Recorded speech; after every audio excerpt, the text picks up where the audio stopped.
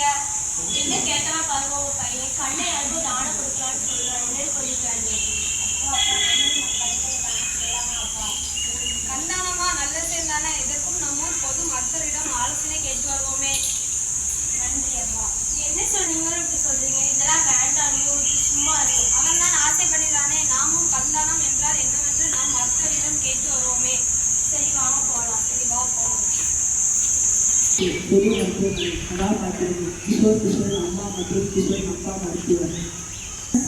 வணக்கம் மருத்துவரே. வணக்கம். என்ன விஷயம்? 3 பேர் ஒண்ணா வந்திருக்கீங்க. பையனுக்கு ஏதாவது காய்ச்சலா? பையனுக்கு கண்தானம் பற்றி பள்ளியில் கூறியிருக்காங்க. அதை கேட்டு வந்து நாமும் கண்தானம் செய்வோம்னு ஒரே ஆர்ப்பாட்டம்.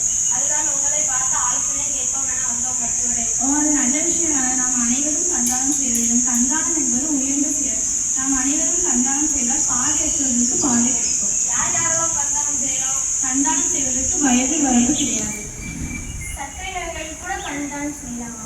சர்க்கரை, இரத்த கொதிப்பு போன்ற நோயால் பாதிக்கப்பட்டவர்கள் கூட கண்தானம் செய்யலாம். புற்றுநோயாளிகள் கூட கண்தானம் செய்யலாமா? புற்றுநோயாளிகள், அதாவது ஸ்டாட்டிக்ஸ், எய்ட்ஸ் போன்ற நோயால் பாதிக்கப்பட்டவர்கள் கூட கண்தானம் செய்யலாம். ஆனால் அதன் கண்கள் ஆராய்ச்சிக்கு மட்டுமே பயன்படுத்தப்படும்.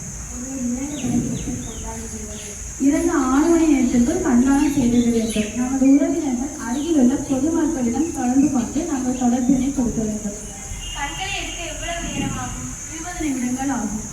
20 நிமிடங்கள் தானா? ஆமாம், 20 நிமிடங்கள் தான். கண்தானம் செய்வதற்கு குடும்பத்தார்கள் என்னென்ன முக்கிய நடவடிக்கைகள் எடுக்க வேண்டும் என தெரிந்து கொள்ளலாமா மருத்துவரே? முதலில் மின்விசிறியை அணைத்துவிட வேண்டும். பிறகு வீட்டில் குளிர்சாதனம் இருந்தால் இயங்கலாம். சிறிய தலையணை வைத்து தலையை சிறிது உயர்த்தி வைக்க வேண்டும். பிறகு பஞ்சு அல்லது ஈரத்துணியை வைத்து கண்களை மூடி வைக்க வேண்டும். நமது உறவினர்கள் அருகில் உள்ள பொதுமக்களிடம் தொடர்பு கொண்டு நமது தொடர்பினை கொடுக்க வேண்டும். கண்தானம் பற்றி இவ்வளவு நல்ல விஷயங்களை சொன்னதற்கு மிகவும் நன்றி மருத்துவரே. கண்தானம் பற்றி கூறியது நாமும் நமது கண்களை தானம் செய்து பார்வையற்றவர்களின் வாழ்வில் ஒளியேற்றுவோம். கண்தானம் பற்றி விழிப்புணர்வுகளை ஏற்படுத்தலாம். நிச்சயமாக மருத்துவரே. நன்றி மருத்துவரே. கண்தானம் செய்வோம்.